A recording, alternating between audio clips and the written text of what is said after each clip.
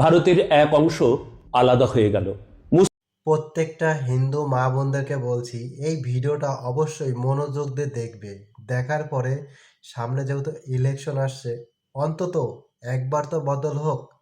তো ভিডিওটা দেখো, দেখার পরে তারপরে তোমাদের কমেন্টে জানাবে তোমাদের মতামতটা, আর ভোট দিয়ে জানাবে। চলো ভিডিওটাকে দেখো, তারপরে শুরু করছি আমি কিছু কথা।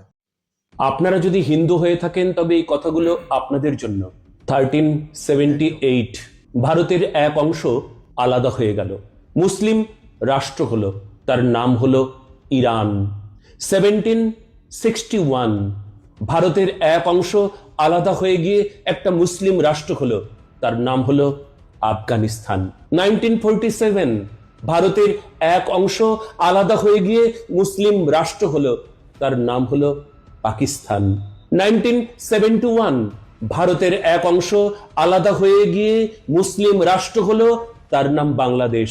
1952 থেকে 1990 মধ্যে ভারতের এক রাজ্য মুসলিম রাজ্য হয়েছে, তার নাম কাশ্মীর। এবার উত্তরপ্রদেশ, আসাম, কেরালা, পশ্চিমবঙ্গ হতে বাকি আছে, শুধু সময়ের অপেক্ষা। কিন্তু আপনি যদি রুখে দাঁড়াতে পারেন তবে বাঁচানো যাবে। আমরা যখন হিন্দু শক্তিকে জাগ্রত করবার কথা বলি, সত্যটা তুলে ধরবার কথা বলি, কিছু মানুষ আমাদেরকে বলে আরএসএস এর দালাল, বিএসপির দালাল, শিবসেনার দালাল, বিজেপির দালাল। আপনি ভালো করে কথাগুলো শুনুন আর অপরের সঙ্গে শেয়ার করুন। এই কথাগুলো ভীষণ গুরুত্বপূর্ণ। ধর্মের নামে ভারতকে টুকরো করেছে কে? জিজ্ঞাসা করুন। একজন মুসলমান, তার নাম জিন্না। কোটি কোটি হিন্দুদের রক্ত ঝরিয়েছে, তার নাম কি জানেন? মুসলিম। তার নাম সুলতান। হিন্দুদেরকে জবরদস্তি মুসলিম ধর্ম গ্রহণ করিয়েছে, তার নাম কি জানেন? আরবের মুসলমান ছিল। রাম মন্দির ভেঙে মসজিদ বানিয়েছে কে? বাবর, মুসলিম ছিল। গুরু তেগ বাহাদুরের মাথা কেটেছিল কে? একজন মুসলমান। ঔরঙ্গজেব কাশ্মীরি পণ্ডিতদের নরসংহার কে করেছিল? আতঙ্কবাদী মুসলিমরা। মুম্বাই ধামাকা কে করেছিল? সেই দাউদ, মুসলিম। ভারতের 5 কোটি বাংলাদেশি অনুপ্রবেশকারী, তারা মুসলিম ছিল। বুদ্ধ, মহাবীর, কালী মূর্তি সমস্ত ভেঙেছিল কারা? মুসলিম। ভারতের সংসদে হামলা কে করেছিল? আফজাল, তিনি মুসলিম। গোধরাতে কর সেবকদের পুড়িয়ে হত্যা কে করেছিল? মুসলিম।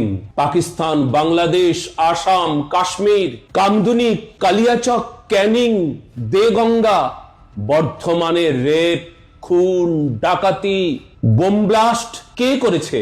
মুসলিম।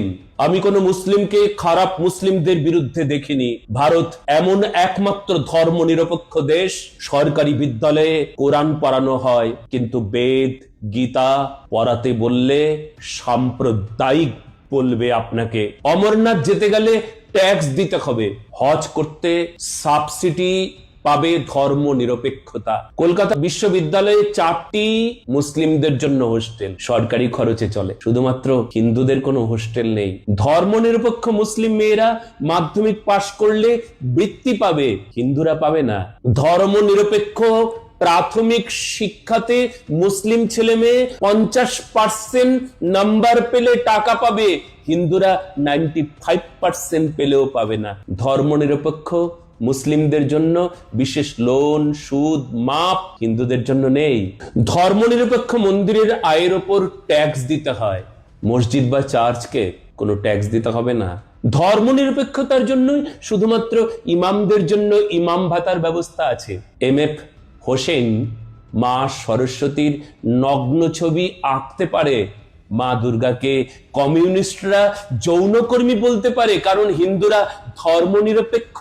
কিন্তু মোহাম্মদকে নিয়ে একটি বাজে কথা বললেও মালদা, হাওড়া, ধুলাগড়ের মতো হাজার হাজার মুসলিমরা দাঙ্গা বাঁধাবে। বন্ধুগণ, পশ্চিমবঙ্গ তথা ভারতবর্ষে রাজনীতিবিদদের তোষণ নীতির জন্য হিন্দুদের ধর্ম এখন সংকটে। আপনার শরীরে যদি হিন্দুত্বের বিন্দু মাত্র রক্ত থাকে তবে গর্জে উঠুন। হিন্দু বিরোধী কার্যকলাপ দেখলেই গর্জে উঠুন, এক হয়ে যান। আর এই ভিডিওটা শেয়ার তখনই করবেন যদি আপনি হিন্দু হন। যদি আপনি না চান, আবার পশ্চিমবঙ্গটা ভাগ হয়ে যাক। আপনি হিন্দু, কিন্তু পাকিস্তানিরা অত্যাচার করতে শুরু করুক। আপনি যদি না চান তবে এখনই একসাথে চলুন, একসাথে বলুন জয় ভারত মাতা, জয় গোমাতা, জয় ভারতী। তো সবাইকে বলছি, সব হিন্দু ভাইদেরকে বলছি, একতা হও। একতা যদি না হয় এই ভিডিওটাতে দেখলে, তাহলে যাই হোক, ভিডিওটা যদি ভালো লাগে থাকে অবশ্যই শেয়ার করে পাশে থাকবেন। ধন্যবাদ।